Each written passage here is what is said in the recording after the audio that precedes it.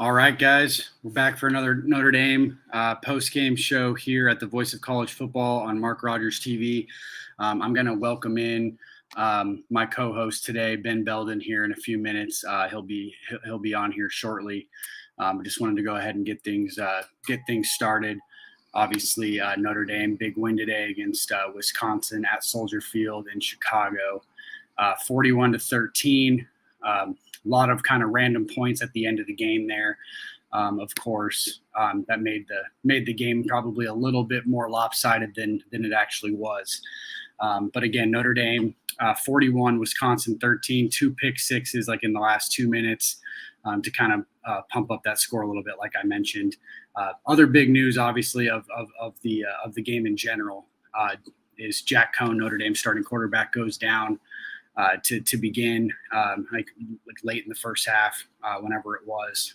And Drew Pine comes in, plays stellar football, 6 of 8 for 81 yards and a touchdown. Had a sack fumble that put Wisconsin in good territory, and they ended up kicking a field goal from there. But then Notre Dame runs the kickoff back with Chris Tyree to make it 17-13, and then pretty much from there on out, it was all Notre Dame. But we're here to talk you guys through just the Saturday of college football, Notre Dame, Wisconsin. I'll have Ben Belden on here shortly as well to assist. But again, my name is Nathan. I'm here every week for you guys after the Notre Dame post game. I'm here at the Voice of College Football. You can find me on Twitter at Nathan_Urbach. I'm also a co-host of the Golden Homers podcast with another good Notre Dame follow in Mason Plummer. So feel free to check that out if you guys are interested in anything Notre Dame football related. And then obviously with the Voice of College Football as well, make sure if you guys like what you're seeing, go ahead and hit that follow button. You can follow Mark Rogers TV at the Voice of College Football, and you can also follow the Notre Dame platform on the YouTube channel as well. Continue to get those follows up so we can give you better and better shows. And if you really like what you're seeing, feel free to give us a super chat. You can also do at Mark Rogers TV on Venmo and different things like that. Like I said, if you guys are liking what you're seeing, but again, like I said, going to welcome Ben here on shortly. Notre Dame defeats Wisconsin 41-13. I'll go ahead and start kind of answering some of your questions here as we get going.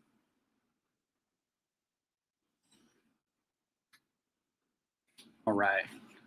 Big day for the Notre Dame defense. Obviously, that's kind of been the staple for them over the last several seasons, starting with when Mike Elko was there. He brought in Clark Lee with him. And then, obviously Clark Lee is now at Vanderbilt. Notre Dame goes out and gets Marcus Freeman, of course. And, maybe a little bit of a struggle over the first couple weeks of the season. Florida State scored, 3 unanswered touchdowns week 1.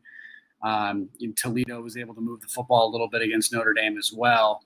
And then, now you play Purdue, you play Wisconsin. Notre Dame's defense has stepped up big time. Looks like Ben's with us. I'm going to add him here in a second, and we'll kind of continue to get things going here for you guys. What's going on, Ben? Can you hear me? I can hear you loud and clear, Nathan. How are you? I'm good. I'm going to turn up the volume here because I can't hear you too well. No, I just kind of introduced the show for everybody. Just mentioned, kind of what was going on and starting to get into a little bit of the Notre Dame defense. Talked a little Drew Pine, but before we continue to move on, we probably got to mention also the fact that was Brian Kelly is now past Newt Rockne as Notre Dame's all-time, leading coach in wins. And obviously, he mentioned earlier in the week that it was he's always going to be known, at least as of right now, as the coach that has those wins, that hasn't won the national championship. And that certainly makes sense. Notre Dame's obviously probably just in a little bit different environment than they used to be, of course, when they were kind of owning college football, owning the college football world. But still, a terrific accomplishment for him in general. And I think it just speaks to him as a coach and his longevity at Notre Dame. Yeah, I mean, I think the word you just used, longevity, is the perfect is the perfect way to put it. I think that there's, I know people make fun of Brian Kelly for saying winning is hard all the time, but, as much as you might want to make fun of him saying that, winning 106 times flipping hard. There's, in an era where I feel like, I don't know. I feel like college coaches don't usually last that long. For him to have lasted that long at a place like Notre Dame, I think he's probably got a few more years to maybe try to get the icing on the cake. Obviously, I hope we get there. Yeah, no, absolutely. I mean, obviously, you can't go 12-0 if you don't start 4-0. And that's where Notre Dame's at right now. And like I mentioned before Ben joined the show, obviously a struggle over the first few weeks of the season. I think specifically defensively, they figured that out, and maybe more so. I mean, the defense is just as good, if not better, than it has been in years past. Obviously, the end of the game was a little fluky this week. Notre Dame's not going to have 2 pick sixes in the final 2 minutes, regardless of who they play, probably ever again. And so the final score was closer to probably the 27-13 in regards to the actual game flow. But I think it did really speak to just the Notre Dame defense in general and how swarming they were all day and how in the face they were of Graham Mertz, who I think is a talented QB that just hasn't hit where he's going to end up being at some point down the road. But I mean, I don't think me and you really spoke about the Notre Dame-Wisconsin game this week, but I think we both agreed last week on the show that Notre Dame was going to have better talent overall. And if they could show that talent at times, multiple times throughout the game, that eventually that talent would show through and they would win. And you see that with the Chris Tyree touchdown that pretty much, I wouldn't say it sealed the game, but it certainly brought the momentum back in Notre Dame's favor, and they never lost it after that. You see them bring in maybe their third string quarterback. I'm not convinced he is. Tyler Buchner, I think, is supposed to be sort of part of the offense, while Drew Pine is the backup to Jack Cohen, which I don't think is talked about enough. But you see what they're able to do when they lose a guy like him. You bring in the younger guy, and he's equally as effective, if not better. And then when you got their players in space, Michael Mayer, Kevin Austin, Kyron Williams, then they're going to make plays if you get them the football. Yeah. Again, another thing I think you hit the nail on the head with is that I don't know that people have talked about turning this over to Buchner. They've talked about all of that type of stuff. I've always pretty well said, I'm pretty sure if Jack Cohen wasn't able to play, I'm pretty sure we would see Drew Pine as the full-time guy before we would see Tyler Buchner. And, I think that's a pretty fair assessment, given that they, haven't allowed Buchner really to throw the football, down the field like we talked about, I think, last week. So good on Drew Pine, though. You could sort of tell in the post-game interview, I don't know if you got to see it or not, but when Brian Kelly's talking about, Pine and what he was able to what he was able to do and how good he feels for him, because Drew Pine's is a talented quarterback. I mean, the announcer said it. Want to know how they know that Drew Pine was a good high school quarterback? Well, he's playing at Notre Dame right now. So, people sometimes I think forget that the guys that Notre Dame has that they aren't really even on their field are pretty good football players. They just haven't got their opportunities because they have other really good football players. And so, it was nice to see Drew Pine come in there, especially since, he probably was thinking at this time last year, well, I'm going to be starting for Notre Dame soon, or at least have, a pretty good chance to, when he was against a true freshman and Tyler Buchner. And then, you bring in a transfer quarterback and things kind of change for him. So it's good for Drew Pine. I see we've got a question about the quarterback situation against Cincinnati.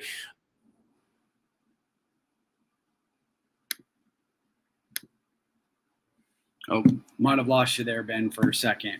But I think he was going to kind of get into the, who starts at QB against Cincinnati. Hopefully we can get Ben on here back in a second. But yeah, no, I mean, overall, obviously you're looking at, are you still there? I am still here. Yes. I lost you for a second, but I think we're good now. Go ahead with what you were saying. in regards Yeah, to. I just think I don't know where I got cut off, but just I feel real good for Drew Pine and what he was able to accomplish. And there's a question here, from someone who's listening about who starts at quarterback against Cincinnati, and I think for me that's Drew Pine, but I also have a little bit of just watched what Drew Pine can do, but so a little bit of recency bias there, I guess. But if especially if Jack Cohn's even a little hobbled, don't really know what exactly his injury was, whether it was a sprained ankle or something of that nature. Certainly wasn't some sort of a catastrophic type of an injury, but regardless, something that's probably going to hamper him.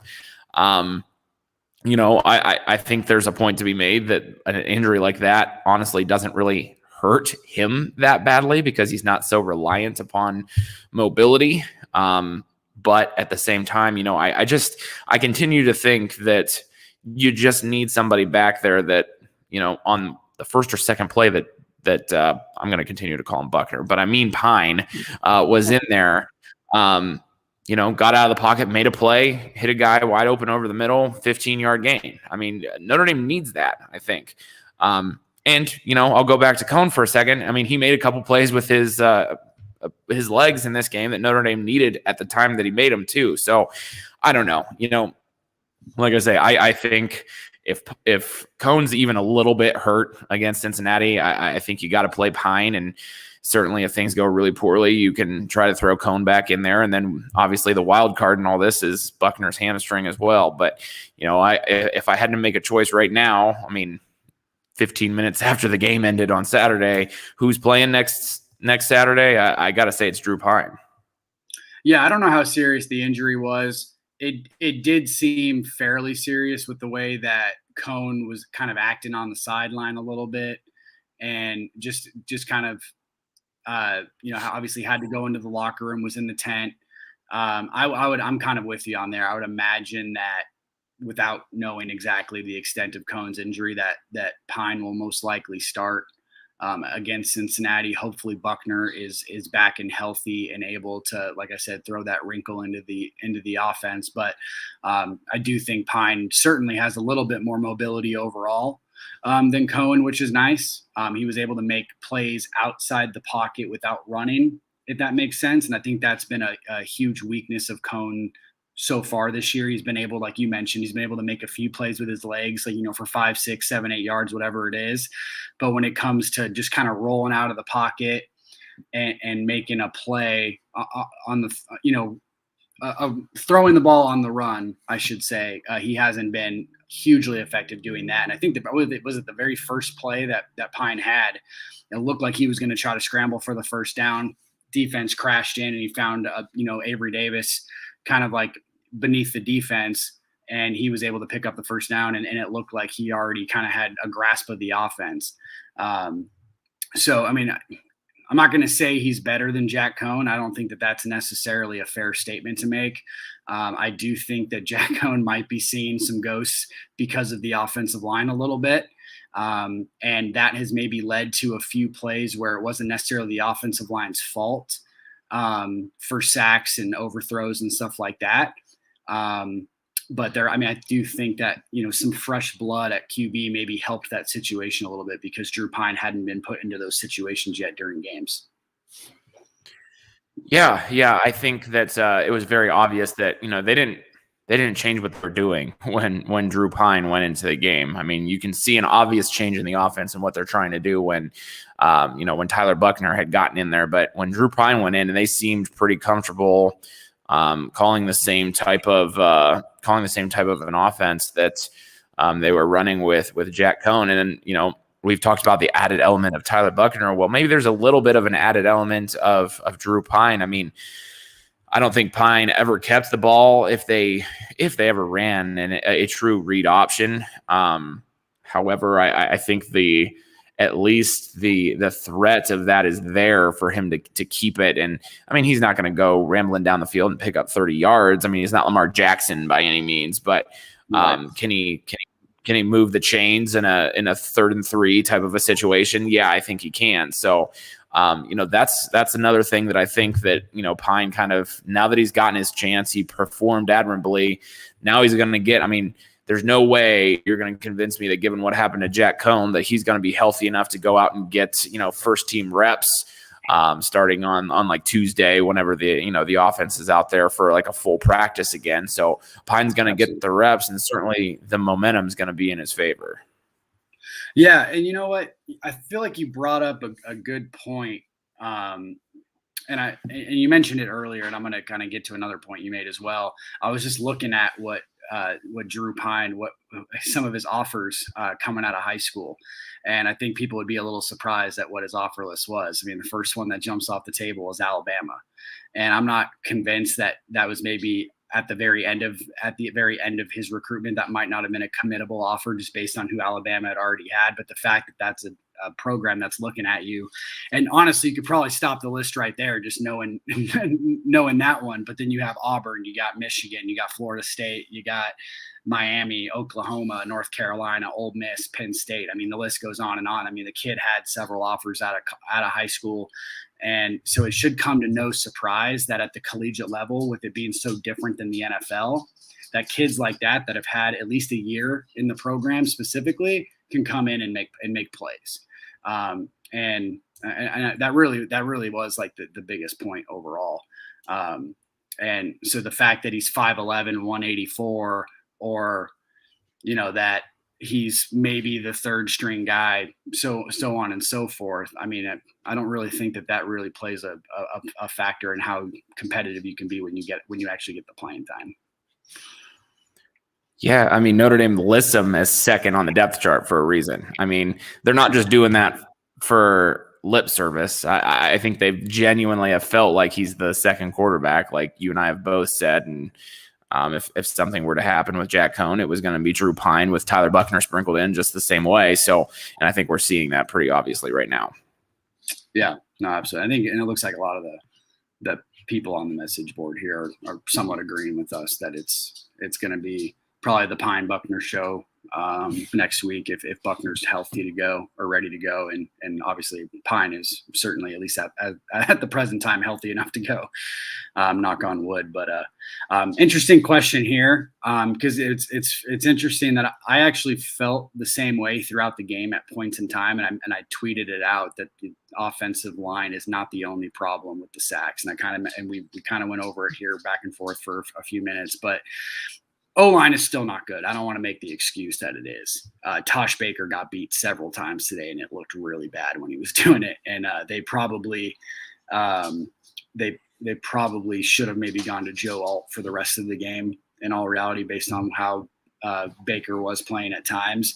But I do agree with what number one ND fan here is saying, is that especially towards the end of the game, I think even towards the end of the first half even, I thought that the offensive line was giving Cohn, and then obviously then Pine after that, some opportunities. And there were a few instances where Cohn, I think, just held the ball too long. There was one instance, and I think it was actually the play he got hurt on, unfortunately, because I tweeted it out right afterward. I tweeted my offensive line take right after that play. And I thought it was actually blocked pretty well. He stepped up in the pocket, and that's how the pass rush got to him. And I think Ian Book specifically, or Drew Pine, who are guys that feel like they can make plays with their legs overall, aren't going to be the guys to do that. And while Jack Cohn feels like he has to stay in this like square pocket to make plays overall, and I think that can sometimes be to his own detriment. I think Ben is having some technical issues. It could be me. I'm not sure. Go ahead and let me know who you guys are hearing right now if you're listening. I do see a message here by Chris Aris. Again, I 100% agree with the offensive line take. That's the weakness of the Notre Dame roster overall. And certainly if they had an elite offensive line like they did last year, as an example, wouldn't be much of an issue. The team would probably still be 4-0, and they would be 4-0 with looking better offensively, specifically running the football. Yeah, sorry about the internet connectivity issues here. I think it's on my end, so I'm sure the listeners have been able to hear you the whole time. I don't know what's going on today. It's a little cloudy here in Ohio, a little bit of an overcast day, so maybe that has something to do with it. But yeah, I don't really know what you just said, so I can't really react to it. Well, I wanted to bring up another point, and this was actually, I think it was on Notre Dame's second drive. They went 3-and-out or whatever on the first drive. Wisconsin went down, kicked a field goal to go up 3-0, whatever it was. And then Notre Dame starts driving down the field. They're throwing the ball all over the place, and it was kind of what everybody thought the game plan was going to be for the day. They knew that Wisconsin would be able to stop the run overall, partly because Notre Dame's offensive line is the biggest weakness on this roster.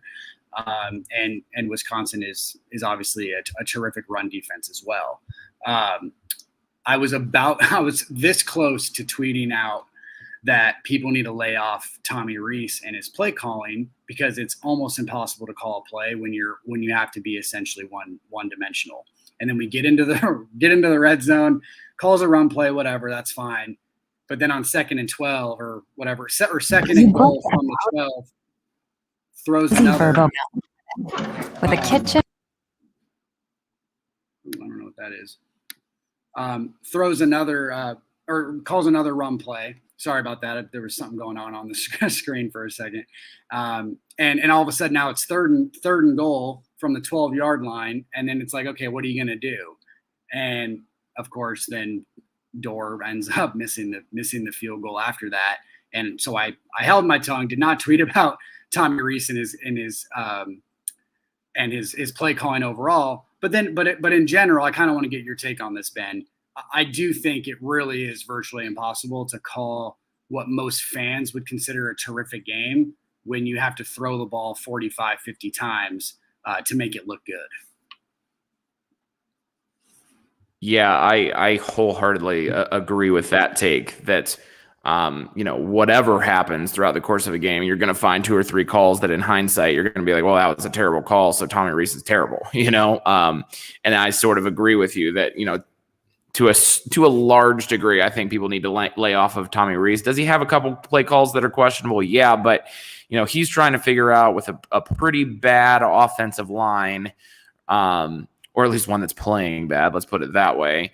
How to not throw the ball all 70 times or however many snaps they have, to try to find the right way to mix in a run play so that that Jack Cohn isn't just sitting back there like a sitting duck on every single play, or whoever the quarterback is at the time, but you get the point.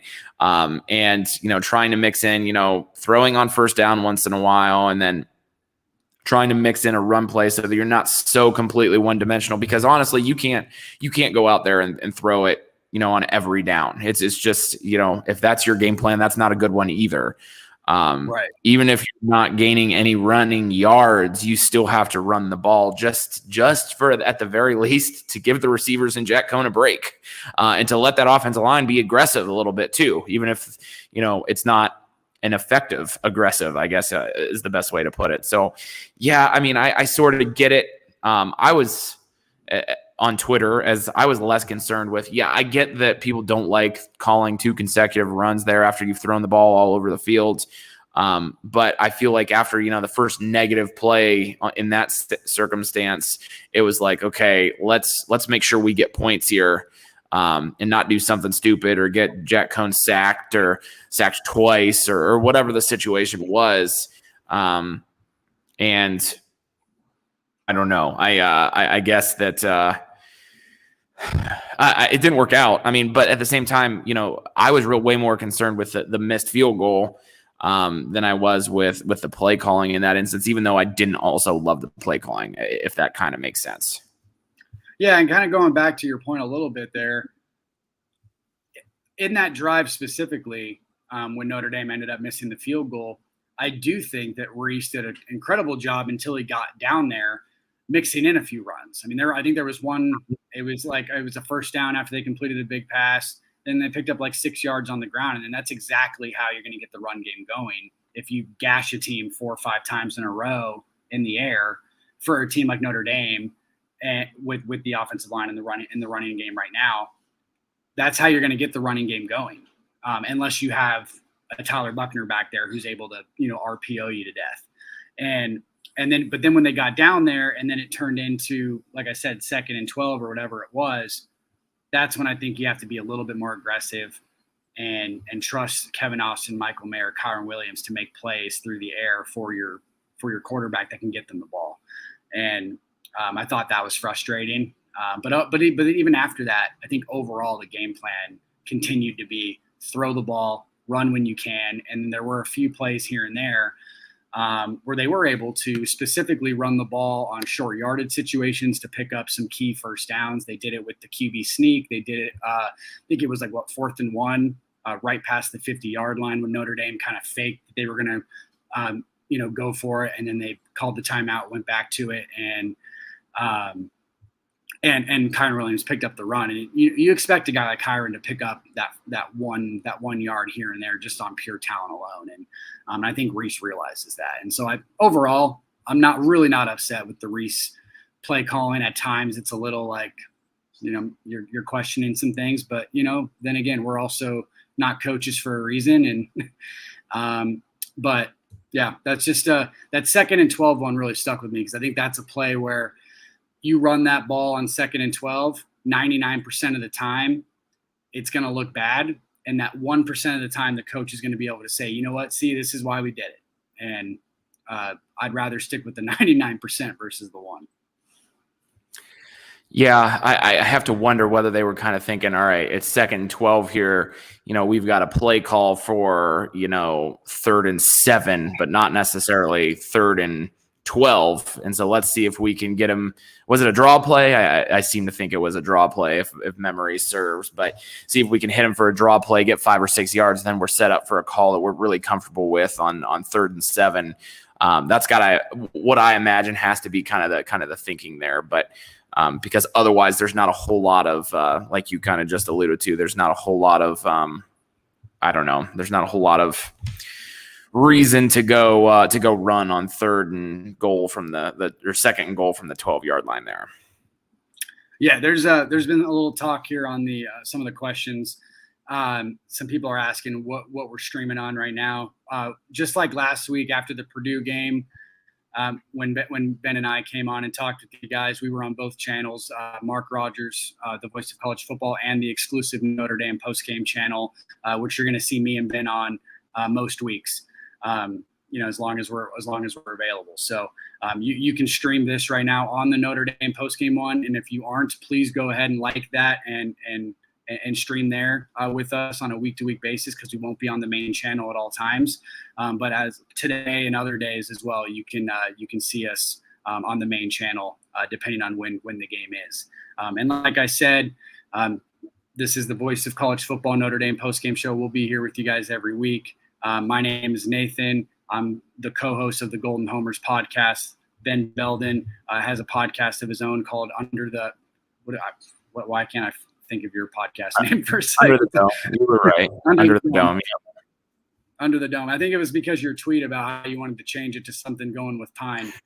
Off the Pine is going to be the new rebranding. No, I'm joking, but I mean, it was funny in the moment. Yeah, no, certainly some pun there. But yeah, no, it's would you say here's a good one for you, Ben. Would you say this was Notre Dame's most complete game? Yeah, thus far, I think so because just because you scored in all 3 facets of the game, you scored on offense, defense, and special teams. It was the first time they've ever really, other than a field goal, gotten a whole lot out of their special teams. I was really excited about that, by the way. I mean, I have a dog that's named Rocket for a reason. So yeah. So, but in all seriousness, I mean, the defense really put it together. Like you mentioned earlier, I don't think you'll ever see, 2 pick sixes in the final 5 minutes of the game ever again, like we saw. But, to their credit, they were in the right place at the right time, forced turnovers, didn't really they gave up a couple 20, 30-yard plays here and there in the passing game, one big run, but nothing that you really looked at and was just, and they were also put in some bad positions, I might add. So early on in the game, 3 and out, and Wisconsin starts for their first drive inside Notre Dame territory, and they force a field goal there after just giving up one first down or whatever it was. So, in all aspects, I think it was probably their best game. I think Notre Dame fans are going to have some. Maybe have a little bit more hope with the whole Drew Pine thing. Like I say, I mean, it's very recent after the game, so it's hard to kind of tell if I'm just hyped up, you know what I mean, from being very recent, like I said earlier, recency bias, or if this is like an actual thing that might be, what we see propels this offense moving forward. I kind of hope it's that. I don't know. I don't know if we've got like a certainly the type of play is not the same between Brandon Wimbush and Jack Cohn, but maybe we have a sort of a situation here where the backup actually is indeed the better choice for how this football team is. And when I say that, and I feel like I keep saying this, but I have to feel like I'm being thorough, I guess. Like, this is not a knock on Jack Cohn necessarily. I think Jack Cohn's a pretty good quarterback that's in a position that's challenging for him in his style of play. If Jack Cohn is playing on Wisconsin today, I think Jack Cohn probably has a pretty decent day, a better day than Graham Mertz does, because that's the type of thing that Jack Cohn was good at. He relied on the running game. He could use the play action, and he was that type of a quarterback. And then you come to Notre Dame and you're asked to throw the ball. He threw the ball 24 times in the first half, which I believe a graphic on the screen said that was the most he'd ever thrown the ball in a half in his career. So, like I say, when I say things about pro Drew Pine or pro Tyler Buchner, I'm not necessarily anti Jack Cohn. It's just that, I think that, I don't know. I think that he's been put in a bad position, and maybe the best thing for this football team moving forward is Drew Pine and/or eventually Tyler Buchner. Who knows? I really don't know at this point, to be honest with you. Yeah. I mean, I think I agree with you that it was probably their most complete game in the sense, specifically because of who they were playing. I know Wisconsin might be down this year, especially because I think Mertz isn't as good, at least currently, as what people thought he was going to be coming out of high school. And certainly after his first game in a Wisconsin uniform when he threw up for 5 touchdowns, and people thought he was going to, essentially be their best quarterback in history or whatever. And but when you put Wisconsin and Notre Dame together, based on who Notre Dame has played so far this season, and how Wisconsin has just been kind of like the epitome of consistency in college football over the last 10, 15 years, however long Christ has been there. And that to me means that it's probably the best game they played. I can tell you what, I know that however many people didn't watch the game and just see the final score, I love the fact that they were able to get those 2 garbage time pick sixes, because people see 41-13 just as much as they see 32-29 against Toledo, and you just assume what happened in the game, which a lot of the times is obviously fair. I mean, when you're playing at Toledo, you probably don't want to see Notre Dame only beating them by 3, or a down Florida State team. You don't want to see Notre Dame going to overtime with them, and so on and so forth. But I love seeing the 41-13 just because I know how many people didn't actually watch the game and just see the final score and assume it was probably a complete domination by Notre Dame. And that actually brings me to my next point. I kind of want to ask you on this too. I think specifically Notre Dame kind of did dominate that game overall. I mean, obviously on defense, it didn't look like Wisconsin could really do anything. I mean, I think I made a comment that their best success or their best offensive success today would come from penalties from Notre Dame. And I think it kind of did, or turnovers that put them into, good opportunities. But Notre Dame held the ball for much longer than Wisconsin, at least early on. I don't know what the final totals were there. Notre Dame ran significantly more plays than Wisconsin, at least in like the first half. I'd have to check how the second half went. They had more explosive plays when given the opportunities. And outside of Wisconsin being able to essentially bully the Notre Dame offensive line like everybody has essentially done this year, I didn't really see an area from Wisconsin that concerned me in the slightest. And even when it became 13-10 Wisconsin, yeah, was I a little worried that Notre Dame was going to let that game slip away and possibly lose? Sure, but it had nothing to do with the fact that I thought Wisconsin was going to be the reason why. Yeah. I think Notre Dame was better at pretty much every position group on the field except for, offensive line today. I think, honestly, if you go across the board, you can say we'll just put it this way, like Wisconsin's passing game against Notre Dame's defensive secondary, I take Notre Dame's defensive secondary. Wisconsin's running game against Notre Dame's front seven, I take Notre Dame's front seven. Notre Dame's passing game against just the secondary, I take Notre Dame's receivers and Michael Mayer over Wisconsin's secondary. It's just that dang offensive line just kind of keeps getting in the way. But, and you said it here, and I think it's true that, there were times. Here's the thing. Offensive line can actually look pretty decent for 4 or 5 plays in a row and you don't notice. And then on the 5th play, they're terrible. They miss a block and it's like, oh, the offensive line is bad. And I think that's a little bit of what's going on here. I think there actually are a decent amount of plays, at least in the passing game, especially where the offensive line is really getting it done. But then you see the whiff of the left tackle on Drew Pine's second drive, the first play of a second drive where he gets drilled and loses the football. And then now we're right back to square one. So I do think there's a little bit of, 1 step forward, 2 steps back, or 2 steps forward, 1 and 7 or 8 steps back, or whatever the situation is. But, I don't know. And the other part is, and this is a similar line of thought, 4 guys can be doing their job on offense, on the offensive line. 1 guy misses a block and now the whole unit's terrible. And I think there's a little bit of that going on sometimes too. But yeah, I think Notre Dame needs to, I don't know. I hopefully Michael Carmody is back. That'll at least give us a little bit more depth, a little bit of other things to try. More answers maybe, or at least more things that you can throw at the questions that you have, even if they aren't definite answers.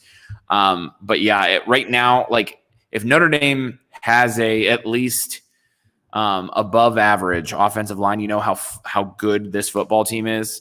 They're really darn good. That's what we're talking about right now. So because you can go through every one of their games and, Florida State, you put them away a little bit easier with a better offensive line. Toledo's not as close with a better offensive line. Purdue and Wisconsin today, you probably have Wisconsin put away before the 4th quarter with a better offensive line. So I don't know, hopefully they get it figured out, because, if they do find something, I don't know what that something is, but if they find something, they can be a pretty darn good football team. But I guess it's just kind of wait and see time to figure out what to do. Yeah, no, absolutely. If they, just imagine if they had last year's offensive line, who all 3 of them are on active NFL rosters, and other one's on a practice squad.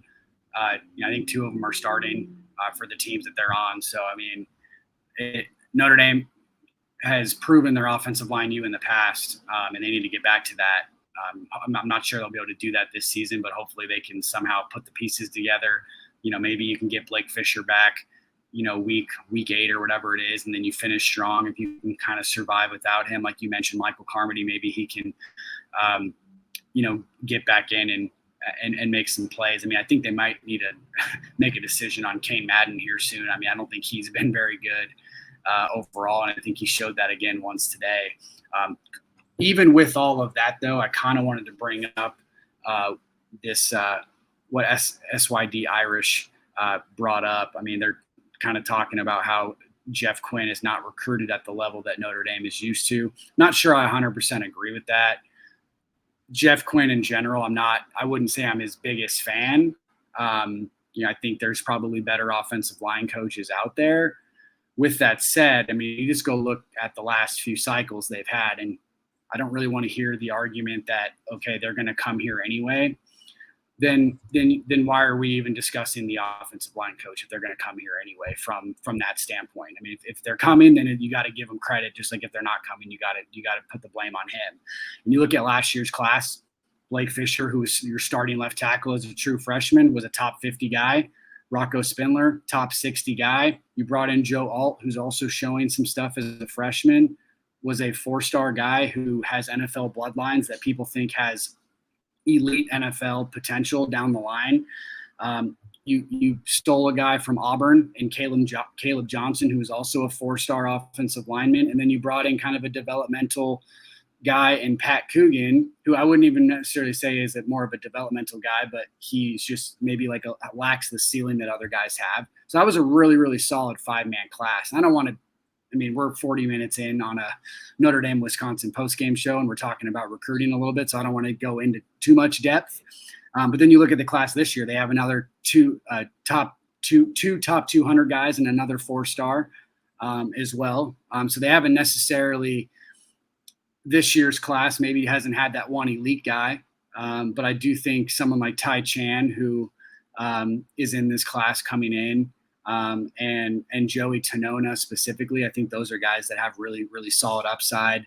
Ty Chan as a tackle and Tonona probably on the inside. So I think the idea that Jeff Quinn hasn't recruited at the level that Notre Dame is used to is somewhat not factual. He just needs to develop these guys and make sure he's getting the best out of them. And I think that's where maybe the question really lies. Yeah, I think that nobody ever really complains about the recruits that they get when they get them, right? I mean, guys all have the offer list of all these impressive schools, and Notre Dame gets them. Everybody's like, oh, that's a great get. And then nobody ever wants to, then they go on the field and it's like, okay, the problem is that they're just so young and inexperienced. I mean, it's rough to have guys on a 5-man unit leave. I mean, I think people know that, but I think that they kind of estimate that a little bit. Most of these guys should still be backups. I mean, that's on most teams, even though they are talented dudes, they should be backups or rotational type players and not your every down, offensive linemen that they were kind of thrown into here at the beginning. But that's just the way it kind of worked out with, 4 guys moving on at once. And the way that those pieces kind of fell into play there. So, I think these guys, all of these guys, obviously Kane Madden, Josh Lugg are at the end of their college football careers, but these younger guys that you just mentioned are all going to be very good linemen. It's just that they should be, at the second spot on the depth chart instead of starting in most cases. Right. And if they don't end up turning into good offensive linemen, then, maybe it's a recruiting miss. Maybe it's a coaching miss to an extent too. Like maybe that's when we start talking about Jeff Quinn as a developmental, or whether he's good enough as an offensive line coach to get the best out of these guys. But it goes back to what you just said. I mean, Tosh Baker was another top 100 guy or close to it. Michael Carmody was a 4-star guy. Josh Lugg, who, like you mentioned, he never really cracked the starting lineup for Notre Dame, even when they had another offensive line coach. And he's at the end of his career now, but he was also a top 100 guy. So it wasn't like they're not putting out guys that were just not good recruits with good offer lists and so on and so forth. So, like I mentioned, sometimes you miss on a guy. There's 4-star wide receivers that come to Notre Dame on a yearly basis that don't end up turning out to be 4-star wide receivers when they're actually on campus. So, and then you have 3-star guys like a Kevin Stefferson at wide receiver specifically, or like if you want to talk about just offensive line play in general, Nick Martin ended up being a 2nd-round pick as a pretty low 3-star actually. And, look where he's at. He's had a pretty long NFL career at this point and a good one at that. So I wouldn't harp too much on the actual recruiting aspect of Notre Dame. It's got to get back to the development and some of these young guys or even the veterans just playing better football overall. Yeah, and one more thing to that point, we talked about how Notre Dame has lost 4 guys ahead of this season. They're going to lose 3 more before the start of next season. But maybe I guess that might be a good thing. Right. That's kind of where I was going with the next comment was, well, you're losing 3 more, but maybe the silver lining in that is right now they're getting a lot of guys a lot of experience, learning on the fly. I mean, Tosh Baker was not expected to play any football this year. So he's going to be better for it by the time next season comes around. So, it stinks that they're having to learn on the fly and they're going through their growing pains right in front of, national TV audiences here at the beginning of this year. But, hopefully, and I think this will be the case, they'll be better off for it. down the line. And like you said, Jeff Quinn has to develop them. And I guess the jury's out. We'll see. Yeah, no, it'll be interesting to see what the offensive line looks like next year. As you mentioned, losing Kane Madden and Josh Lugg, I don't want to say anything bad about the guys in general, but with the way they're playing, it could end up being actually some good news overall for Notre Dame. I know everybody's kind of fallen in love with Rocco Spindler to an extent. Maybe he's a guy that, that can move into the starting guard position and do well. And then you can also, you move Zeke Correll into a better, his more natural position at center. He'll probably perform better there as well. So, and then you get Blake Fisher back. You can probably move Joe Alt to right tackle or left tackle, whichever one you want to put him at, and just go from there. So hopefully the offensive line, like you mentioned, just continues to improve this season with these young guys getting, just more play in general.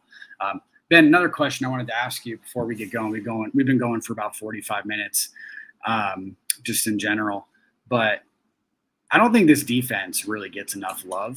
And I think a lot of it has to do with the fact that the first 2 weeks were just kind of a little shaky with the big plays that they allowed.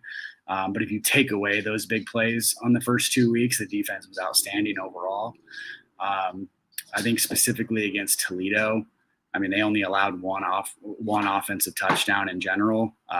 Throw out the Florida State game a little bit, but then obviously last week against Purdue, great.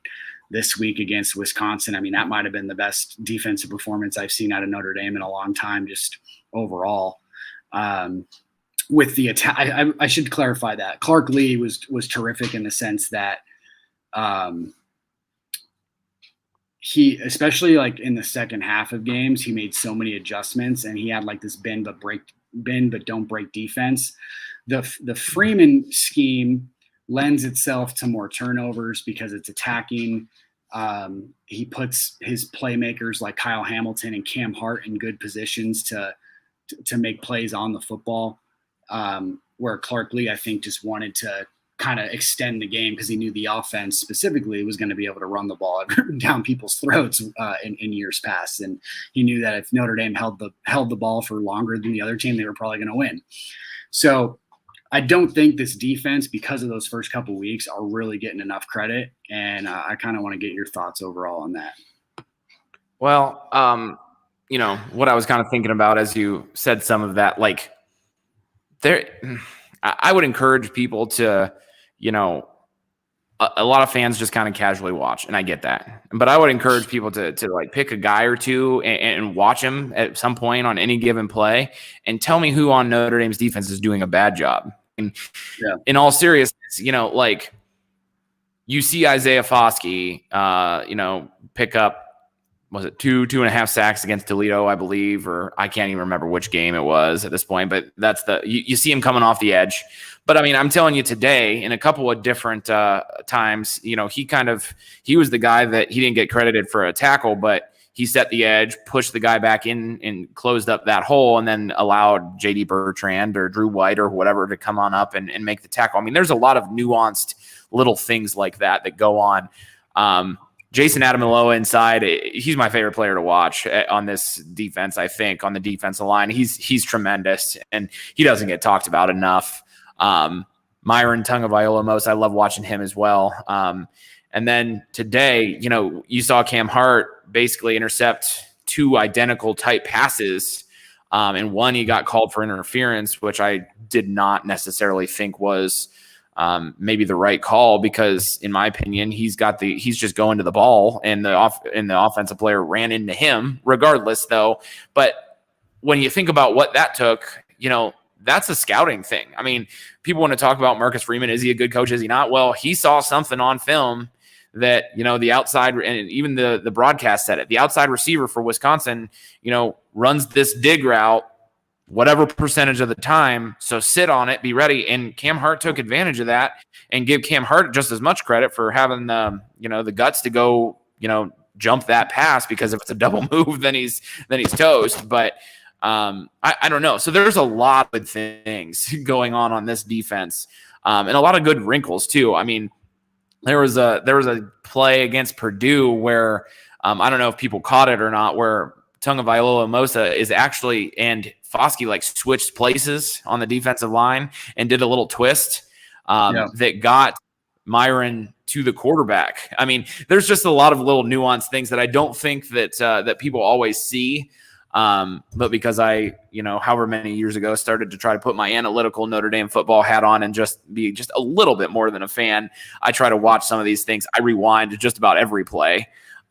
So I don't know. There's a lot going on the Notre Dame defense that's good.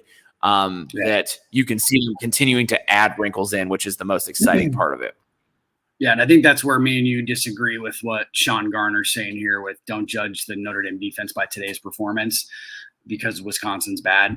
And then before I could even get that word in, David Knight goes over the 4 games and ND's defense has evolved. So it's not a judgment on today. And I think that's 100% where me and you are. It took maybe a week and a half of gameplay to really just kind of get it going completely. But, man, it's rolling on all cylinders right now, and that's even with some of their top guys missing playing time. I mean, I would love to see what Maris Leafau would look in this defense right now. I mean, even guys like Paul Muala, and if you gave Shane Simon some space to play free, I think he's the type of guy that can make an impact as well in this type of scheme. So, I mean, they didn't have Kurt Heinisch today, who's their best run stuffer. But they showed great depth with Howard Cross, Jacob Lacey, Riley Mills, all making key plays today. And those are all guys that were, top notch recruits that Mike Elston and Clark Lee before Freeman came in, beat really good schools for. And those are guys that are making plays. And so it's definitely it has nothing to do with today. In reality, it has more to do with what I feel like me and you and other people that diagnose Notre Dame's defense on a weekly basis see on a weekly basis more so than Wisconsin. And I think we're going to go see it next week against Cincinnati as well. And I'll give the edge to the former defensive coordinator at Cincinnati, who I think's maybe the best up and coming assistant coach in college football. So I'm very interested to see how Notre Dame's defense looks against Marcus Freeman's old team next week. Yeah, I wholeheartedly agree with that. I think that, there's a little bit of truth to the fact that Wisconsin has a unique offense that, doesn't, it's not real exciting, but at the same time, they've won a lot of football games over the, since I don't know who Barry Alvarez installed that type of culture at Wisconsin. I mean, there's something to be said for that Wisconsin culture, and Notre Dame stopped it today. I mean, you can make all of the comments you want about Wisconsin offense. The Wisconsin offense has gotten Wisconsin to play in Big Ten title games and other big bowl games and things. So, I mean, listen, it's a transitional year for Notre Dame, and they still shut down the Wisconsin offense. So, I don't know. So I see what people say a little bit, but, I think don't discredit what this defense has done. The amount of growth they've made in 4 weeks is nothing short of incredible, in my opinion. I mean, I was really scratching my head after Florida State, and there's been incremental little things that you can see, that you can point to, and you've got the best player in the country on the back end, which makes your life a lot easier. And then I liked getting him into the backfield, the defensive or the offensive backfield a little bit. I know he got called for a roughing the passer that. Whatever, I don't know, but I like to see how they started using him to rush the quarterback a little bit. I would venture to say that's something that's another wrinkle that's going to come. I'd like to see a Kyle Hamilton sack or two in the near future. Yeah, no, absolutely. And I know I mentioned I want to give Freeman a little credit. Earlier during my point, I made the mention that Clark Lee was a mastermind essentially when it came to second half adjustments or just adjustments throughout the game. And the one time Wisconsin scored a touchdown, at least, was they kind of gashed Notre Dame's defense on slant routes down the field for about 50 yards or whatever it was.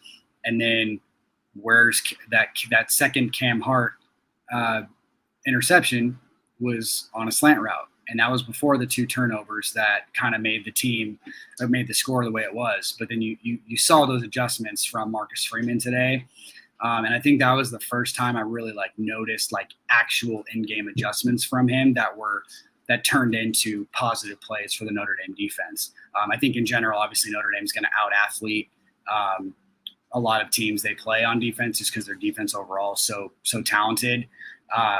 But when you see the actual scheme and what you're looking at on the sidelines and in the film room throughout the week come to fruition, it's really fun to see. And I think specifically that second Cam Hart interception really showed in-game adjustments by Marcus Freeman overall. Yeah, and not only that, Wisconsin scored that first touchdown, but right before I believe, if I remember correctly, right before they kicked the field goal to go up 13-10, they basically ran that same play to try to score another touchdown on Notre Dame going the other way, and it was well defensed by maybe it was Cam Hart. I don't remember who was on defense right there, but obviously knew that play was coming, made the adjustment, and forced Wisconsin to a field goal. If Wisconsin scores there, I mean, regardless of if Chris Tyree returns that next that kickoff or not, that game's a little bit different then. If that's if it's tied after that kick return. So I think you hit the nail on the head that you're starting to see the types of adjustments that Marcus Freeman and his defense can make. Yeah, absolutely. Kind of want to wrap up the post game show with just one more point. Kind of going to the Notre Dame skill position players when they were able to have some room to operate, specifically Kevin Austin after his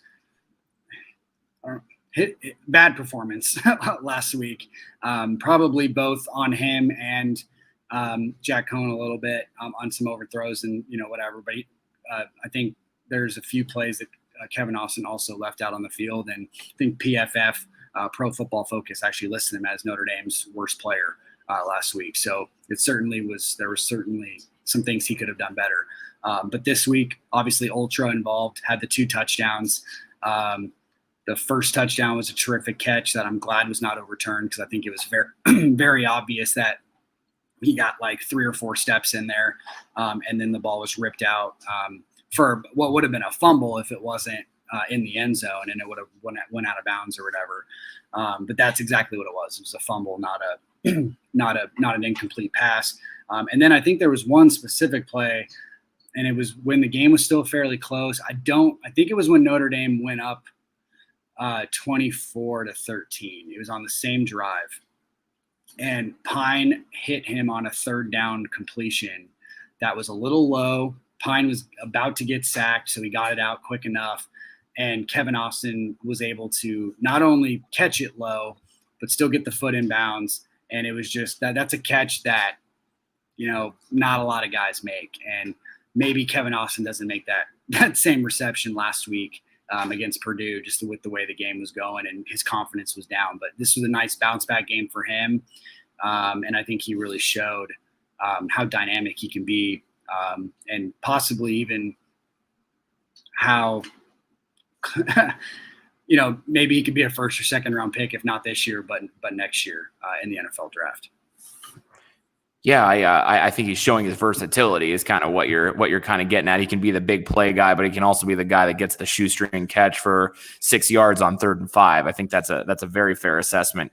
One other just quick note that I wanted to make. You mentioned that play on that very same play, and I know the broadcast always mentioned this, but this is something I love to watch. Another thing that I love to pick at is Kyren Williams. I love that guy. Dang, I love him. Yeah.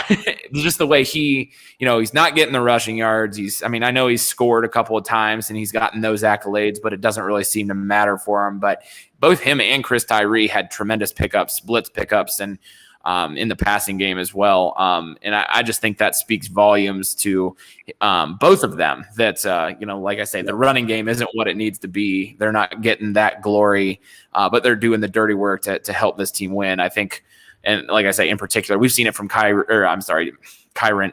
I almost tried to blend their names together. How about that? Kyren Williams for a couple seasons now. Willingness to stick his nose in there and block. I just love that. So I love that guy, and I think he deserves all the credit in the world for those things and what he does for this football team. Yeah, they have really shown, and specifically Kyren Williams overall has really shown how just invaluable he is, I think, to this roster, regardless if he's breaking off huge runs, picking up chunk yards on the ground. I mean, he's involved in the passing game. I mean, I think him and Tyree were, if you combine their receptions, like they were pretty much equally effective as in the first 3 games as Michael Mayer, which, obviously we know how effective Michael Mayer was the first 3 weeks of the season, just in general. So not only are they able to still make some plays on the ground when they get the opportunity, but they also are, like you mentioned, when they're put in there for pass blocking purposes, they do a terrific job. I think there were 2 plays specifically today where if they didn't pick up the blitz or pick up their blocking scheme like how they were supposed to, Cone or whoever's back there, I think Pine was on one of them as well, and I think it was on that Kevin Austin shoestring catch. Those plays don't happen. And then, like I mentioned, they're also catching the ball out of the backfield and making plays, through the passing game. And then you saw today what they can do on special teams as well, where Kyron Williams is probably the best punt returner they've had in a while. He just makes great decisions every single time he's back there. I don't think I've yet to be upset when what he does when he's back there. And then Chris Tyree, pretty much put Notre Dame, up front for the remainder of the game with his huge kickoff return right after Wisconsin took the lead to go up 13-10 and 10 unanswered points. And then, obviously from there on out, Notre Dame scored the remainder of the points. And those guys are just completely invaluable. I don't think that, like you mentioned, that there are going to be some casual fans out there and just some fans that don't watch the game like we do maybe, that don't necessarily see those types of plays on not a weekly basis, but on a play-by-play basis. Yeah, just the last thing that I'll say, because you hit the nail on the head, and we've talked about this, but my goodness, the change of direction from Chris Tyree on that kick return. I thought he was about to break it wide, and I literally blinked, and then he's past the kicker, I think it was, but and there were a couple other actual defenders there as well. I don't mean to downplay it by saying he juked the kicker, but just the way he planted on time and got upfield was just. I literally did a whoa like on my couch, so that was exciting to see. Yeah, absolutely. Well, guys, we've been going for about an hour here. Like I said, we're here every week. I think Ben's pretty much going to be kind of like my main co-host moving forward. I think next week you said you have a wedding, so you won't be with us. I'll probably try to get like Mason Plummer, who's my podcast co-host. Or another Notre Dame guy on here, just to kind of let the talking flow a little bit easier for you guys. But again, thanks for joining us. Again, my name is Nathan Erbach. You can find me on Twitter at Nathan_Erbach. That's ERBACH. I'm also co-host of the Golden Homers podcast. And like I said, I'm also your host and hopefully, like I mentioned, your co-host moving forward of the Notre Dame postgame show at the Voice of College Football on Mark Rogers TV. And then, Ben, go ahead and tell everybody where they can find you real quick. Yeah, so if you want to look me up, if you're watching on YouTube right now, you have no excuse to not do this. Go to go and search Under the Dome podcast. We're also everywhere. You can find the audio versions of podcasts and things as well. And then you can find me on Twitter. The easiest way to get to all those links is to go to the link in my bio at Real B Belden, Belden on the last name. You can find all that stuff there. Absolutely. And like I said, guys, if you guys are like what you're seeing, obviously, if you're not following the Voice of College Football or Mark Rogers on his YouTube channel, I'm assuming you are if you're listening to this right now, but obviously click the like button there, click the like button on the Notre Dame channel. And then if you really like what you're seeing, give us a super chat, put on Mark Rogers TV, send him a Venmo. It helps support him, helps support us, and helps bring the content that you guys want on a weekly basis, post game and pre-game, whatever it is. So again, guys, we will see you guys next week, hopefully for another Irish victory, this time against Cincinnati. More normal time, I believe, if I'm not right, Ben. I don't think it's a night game. Yeah, it's 2:30. 2:30 Eastern time. I've got that wedding, so I'm real upset about it. So I know exactly what time it is. It's at 2:30. The wedding starts at 3. So I'm well aware of the time. No fall weddings going forward, people. Just that's I don't know. I'm mad. So anyway, I'm sorry. I didn't mean to end that on a bad note. No, you're good. You're good. Like I mentioned, Ben won't be with us or be with myself next week. But we will have Notre Dame Cincinnati post game show right after that game ends, 2:30 Eastern start time. So again, guys, thanks for listening. We'll see you then.